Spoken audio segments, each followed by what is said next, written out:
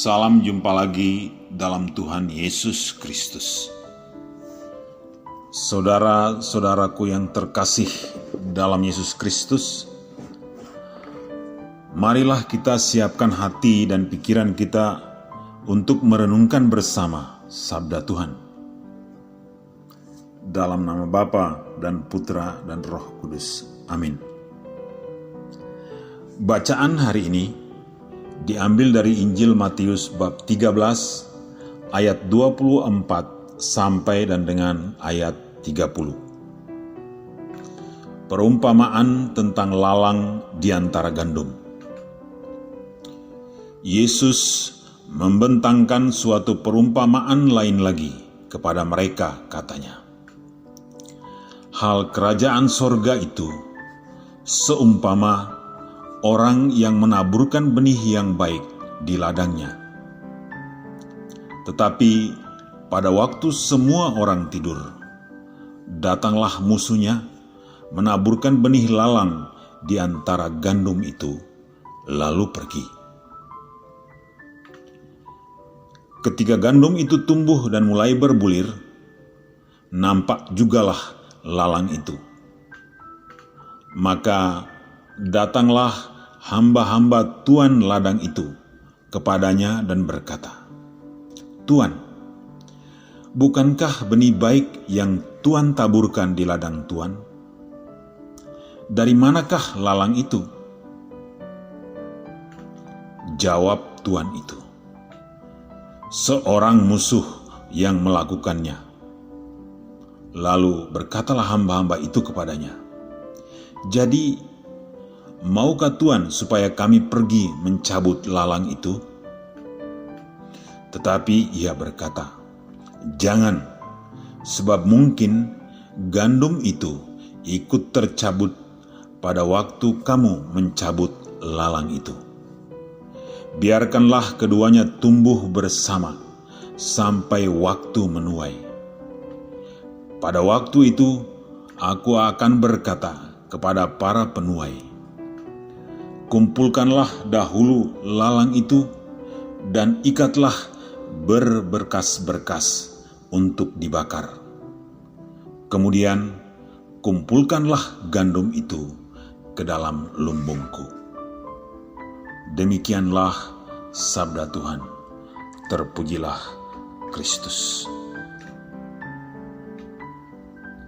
Dalam nama Bapa dan Putra dan Roh Kudus. Amin. Saudara-saudaraku yang terkasih dalam Yesus, ada banyak perumpamaan yang digunakan oleh Yesus untuk menjelaskan kerajaan Allah. Hari ini kita telah mendengar salah satu dari perumpamaan-perumpamaan itu, yakni perumpamaan mengenai lalang di antara gandum. Ladang dalam konteks Injil hari ini sebenarnya adalah hati orang-orang atau hati kita-kita yang mengaku diri sebagai murid-murid Yesus. Yesus telah menaburkan ajaran-ajaran yang baik lewat Injilnya, lewat para utusannya, agar ajaran-ajaran itu kita laksanakan supaya kita tumbuh subur dan berbuah seperti gandum dan akhirnya dapat masuk ke dalam kerajaan surga. Tetapi waktu semua orang tidur, apa maksudnya ini? Maksudnya adalah ketika kita lengah, ketika kita lupa atau tidak sadar, ketika kita terlena, ketika kita tidak atau jarang membaca kitab suci, ketika kita jarang ikut misa, ketika kita jarang berdoa, ketika kita tidak atau jarang mendengar homili, mendengar khotbah, iblis datang dan menabur ajaran-ajaran yang menyesatkan, yang membuat kita tidak berbuah seperti ilalang, yang akhirnya diikat dan dibakar, dan ini artinya masuk neraka. Seluruh anggota gereja pasti menyebut dirinya sebagai murid Yesus. Celakanya, banyak yang mungkin atau banyak yang tidak menyadari bahwa kita, termasuk kita, adalah termasuk dalam kelompok ilalang. Sekali lagi, mungkin kita tidak menyadari bahwa kita termasuk di dalam kelompok ilalang. Saudara-saudaraku yang terkasih, gandum dan ilalang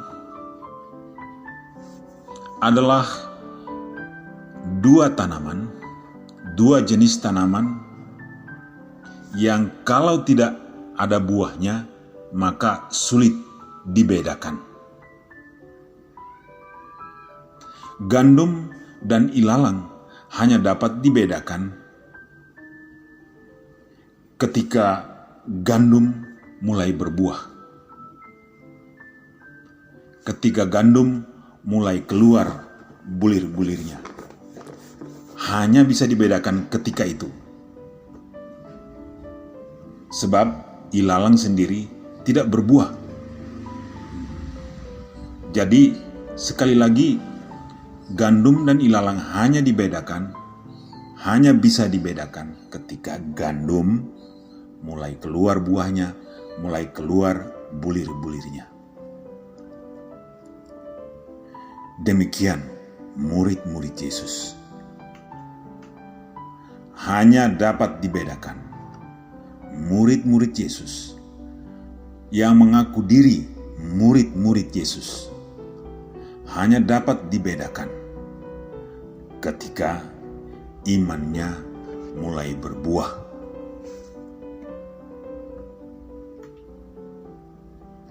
Iman yang mulai berbuah dapat kita pahami lewat ajaran Paulus mengenai buah-buah roh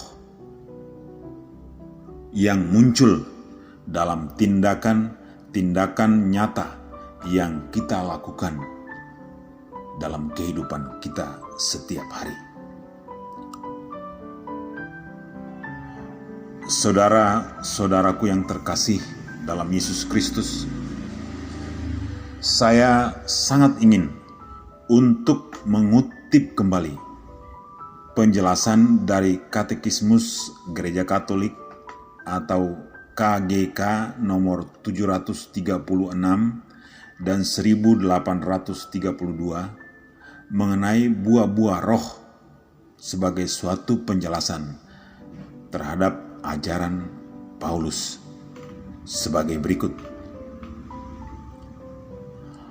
Buah-buah Roh Kudus adalah kasih, sukacita, damai sejahtera, kesabaran, kemurahan, kebaikan, kesetiaan, kelemah lembutan, penguasaan diri. Dan juga berdasarkan terjemahan Vulgata ada kerendahan hati, kesederhanaan, dan kemurnian. Berkat kekuasaan roh ini, anak-anak Allah dapat menghasilkan buah. Ia yang telah mencangkokkan kita pada pokok anggur yang benar, membuat kita menghasilkan buah roh, yaitu kasih, sukacita, damai sejahtera, kesabaran, kemurahan, kebaikan, kesetiaan, kelemah lembutan, penguasaan diri. Buah-buah roh adalah kesempurnaan yang Roh Kudus hasilkan di dalam kita sebagai buah-buah sulung kemuliaan abadi. Tradisi gereja menyebutkan 12 macam, yaitu kasih, sukacita, damai sejahtera, kesabaran, kemurahan, kebaikan, kesetiaan, kelemah lembutan, penguasaan diri, kerendahan hati, kesederhanaan, dan kemurnian. Ini berdasarkan terjemahan Vulgata. Buah-buah Roh Kudus memampukan kita melakukan perbuatan-perbuatan baik di bawah dorongan Roh Kudus. Dengan buah Roh Kudus menjadi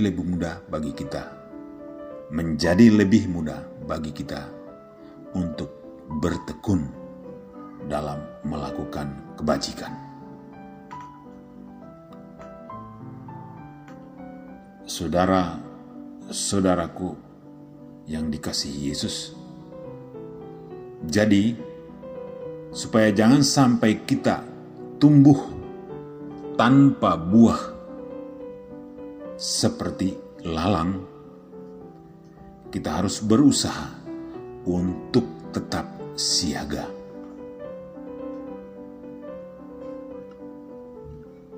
Kita harus tetap waspada. Jangan sampai kita terlena, terlelap, atau bahkan tertidur nyenyak dalam kehidupan kita ini. Jangan sampai kita tidak siap. Nah, kewaspadaan kita dapat kita lakukan dengan beberapa cara yang sudah sering disebut. Tapi saya mau ulangi lagi menyebutkan beberapa antara lain supaya kita waspada. 1. Rajin-rajin berdoa. 2. Membaca atau mendengarkan sabda Tuhan. 3. Mengikuti misa. 4. Menjalankan ajaran-ajaran bapak-bapak gereja, serta menjalankan tradisi-tradisi warisan gereja kita. Dengan demikian, ketika sang musuh Kristus mau menyerang kita, dia pasti akan menemukan kita dalam keadaan sadar, dalam keadaan waspada, sehingga dia akan mundur dari kita. Kita berdoa, semoga Tuhan menyertai kita senantiasa. Amin. Dalam nama Bapa dan Putra dan Roh Kudus. Amin.